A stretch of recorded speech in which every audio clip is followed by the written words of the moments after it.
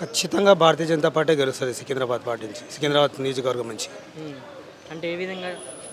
ఎందుకంటే కిషన్ రెడ్డి గారు అంటే ఒక డెవలప్మెంట్కి బ్రాండ్ అయిన ఉమ్. కిషన్ రెడ్డి గారు అంటే చాలా సౌమ్యుడు. ఆయన కింది స్థాయి కార్యకర్త స్థాయి నుంచి ఈరోజు ఒక సెంట్రల్ మినిస్టర్ స్థాయి వరకు వచ్చాడు. సెంట్రల్ మినిస్టర్ స్థాయికి రావడానికంటే దాని వెనకాల చాలా కృషి ఉంటుంది.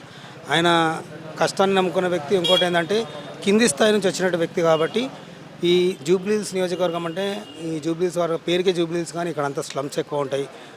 చాలా అధ్వాన స్థితిలో ఉంటుంది. కాబట్టి ఆయన కింద అధ్వాన స్థితిలో ఉన్నటువంటి ప్రజలు ఎట్లా ఉంటారో ఆయనకు బాగా తెలుసు. కాబట్టి కింది నుంచి ఒక గ్రామస్థాయి నుంచి వచ్చిన వ్యక్తి కాబట్టి ఆయనకి ప్రజల సమస్యలు ఏందో అని ఆయనకు తెలుసు. కాబట్టి ఆయన నిత్యం ప్రజలలో ఉండే వ్యక్తి కాబట్టి కంపల్సరీ ఈసారి తప్పకుండా కూడా కిషన్ రెడ్డి గారే అత్యధిక మెజారిటీతో గెలుస్తాడని చేసి మాకు గట్టి నమ్మకం ఉంది. ఇంకోటి ఏంటంటే మేము మా బస్సులలో, మేము కాలనీలలో మాకు కూడా మా ఫ్రెండ్స్ వీళ్ళు మేము జనరల్గా మాట్లాడుకునేటప్పుడు కూడా ఈసారి బీజేపీకే మనము కిషన్ రెడ్డి గారికి మళ్ళీ ఓటు వేయాలి, కిషన్ రెడ్డి గారిని గెలిపించాలి. కిషన్ రెడ్డి గారు గెలిపిస్తే అక్కడ సెంట్రల్లో కూడా మోదీ కూడా తప్పకుండా ఉండాలి. సెంట్రల్లో మోదీ ఉంటేనే భారతదేశం కూడా ముందుకెళ్తుంది.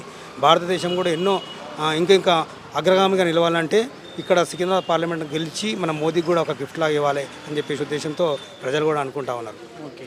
అంటే గతంలో సార్ కిషన్ రెడ్డి గారు ఎంపీ ఉన్నప్పుడు చేసినటువంటి అభివృద్ధి ఎలా ఉంది, ఇప్పుడు ముందుకు ఎలా ఉండబోతుంటారు? గతంలో ఆయన మొన్న వచ్చినప్పుడు కొత్తగా మెంబర్ ఆఫ్ పార్లమెంట్ అయిన తర్వాత వస్తూనే ఆయన ఎంపీ అయిన తర్వాత మినిస్టర్ అవగానే ఆయనకి మనకు కోవిడ్ రావడం మూలన కిషన్ రెడ్డి గారు ఒక 1.5 year ఆయన ఇక్కడికి కరెక్ట్గా రాలేకపోయినారు. ఆయన ఎందుకంటే ఆయన మినిస్టర్ ఉండడం వలన, హోమ్ మినిస్టర్ అఫైర్స్ ఉండడం వలన ఆయన హోమ్ మినిస్టర్ అక్కడ ఢిల్లీ నుండి మొత్తం అక్కడ స్టేట్ మొత్తం కాకుండా కూడా మొత్తం కంట్రీ సెంట్రల్ మొత్తం దేశం మొత్తం చూసే విధంగా ఉండే కాబట్టి ఆయన కొద్దిగా 1.5 year కొద్దిగా సమయం ఇవ్వలేకపోయాడు. కానీ తర్వాత ఎంబడే ఆయన కాన్స్టిట్యున్సీలో ఉన్నటువంటి అభివృద్ధి కార్యక్రమంలో చాలా అభివృద్ధి కార్యక్రమంలో పాల్గొని ప్రజలకు నిత్యావసర వస్తువులు అయితే ఇప్పుడు మౌలిక సదుపాయాలు ఏవైతే కావాలో ఇప్పుడు కమ్యూనిటీ హాల్స్, ఇక్కడ పవర్ బోర్వెల్స్, ఇక జిమ్లలో ఓపెన్ జిమ్ ఐటమ్స్ అట్లా అంటే ప్రజలకు ఏవైతే అవసరం ఉంటాయో అట్లాంటివన్నీ చాలా ఏర్పాటు చేసినాడు. కల్చరల్ మినిస్టర్ అయిన తర్వాత కూడా మన తెలంగాణ గురించి ఎన్నో దేవాలయాలు అభివృద్ధి చేయడానికి ఆయన ఎంత దోహదపడ్డాడు. ఇప్పుడు మీరు చూసారు రామప్ప దేవాలయము ఇంటర్నేషనల్ స్థాయిలో ఎదగడానికి కారణము ముఖ్య పాత్రధారుడు కిషన్ రెడ్డి గారు.